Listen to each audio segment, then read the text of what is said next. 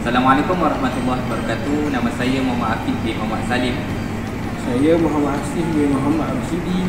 Saya Muhammad Syarah Ashraf bin Muhammad Syafri. Kami guru lelaki Tara At-Taqwa mengambil kesempatan memohon maaf sebanyak kami berada di sini, dan di kesempatan ini kami ingin mengucapkan Selamat Hari Raya Aidilfitri. Maaf zahir dan batin. Boleh. Assalamualaikum, saya Ustazah Aini. Saya Ustazah Fatimah. Saya Ustazah Syidin. Saya Ustazah Marisa. Saya Ustazah Mazia. Saya Ustazah Husna. Saya Ustazah Hazwani.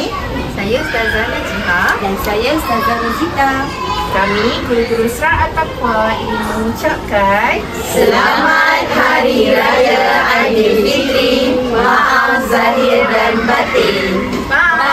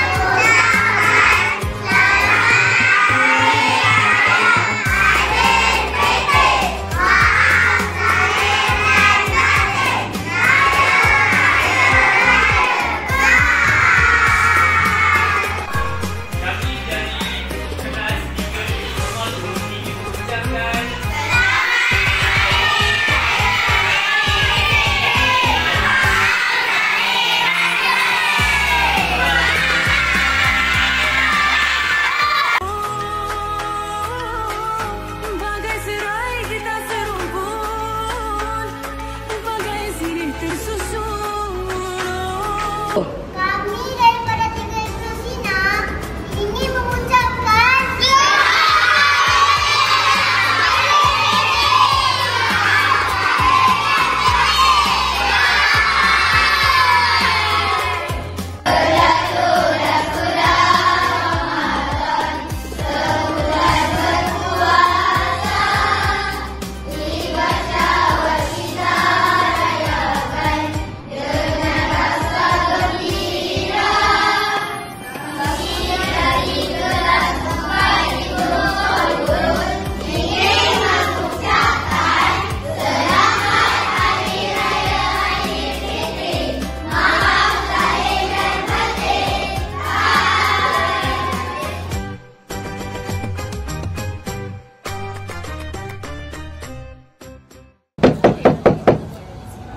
Everyone!